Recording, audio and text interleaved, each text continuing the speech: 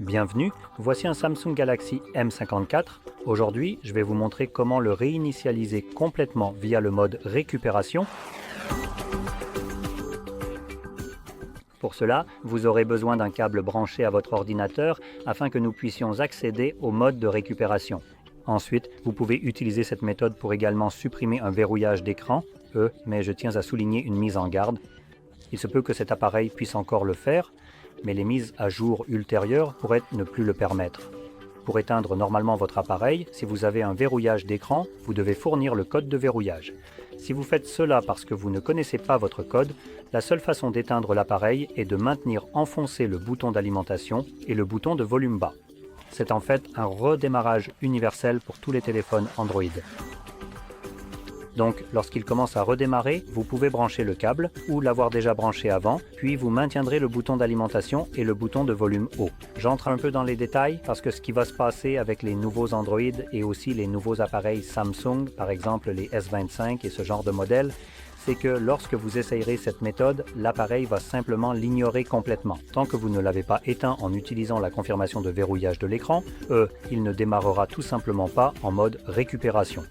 Je voulais donc préciser que cette option pourrait fonctionner pour l'instant, ou peut-être déjà ne plus fonctionner pour vous, selon à quel point vous travaillez dans le futur et si c'est effectivement basé sur la nouvelle version d'Android et de One UI.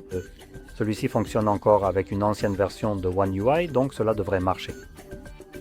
Maintenant, avec cela en tête, pour faire cela comme décrit, maintenez le bouton d'alimentation et le bouton de volume bas, puis sélectionnez Éteindre. Quand l'appareil s'éteint, maintenez le bouton d'alimentation et le bouton de volume haut. Si vous ne connaissez pas votre verrouillage d'écran, maintenez simplement le bouton d'alimentation et le bouton de volume bas. Cela fonctionne sur un écran de verrouillage. Quand l'écran s'éteint, passez au bouton d'alimentation et au bouton de volume haut, puis relâchez le bouton d'alimentation quand le logo Galaxy apparaît.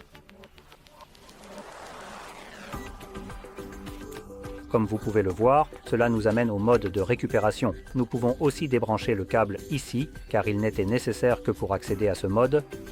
Ensuite, avec les boutons de volume, descendez et sélectionnez Effacer les données, réinitialisation d'usine, puis confirmez avec le bouton d'alimentation. Sélectionnez réinitialisation des données d'usine de la même façon. Et une fois terminé, vous verrez en bas Effacement des données terminé. Redémarrer le système maintenant sera sélectionné par défaut, donc appuyez à nouveau sur le bouton d'alimentation. Cela va lancer un redémarrage et poursuivre la réinitialisation de l'appareil en arrière-plan, ce qui prendra environ 1 minute. Une fois terminé, l'écran de configuration Android s'affichera. Je reviendrai donc une fois que cela sera visible pour moi.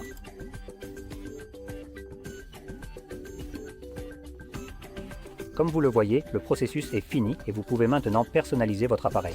Si cette vidéo vous a été utile, n'oubliez pas de liker, de vous abonner et merci d'avoir regardé.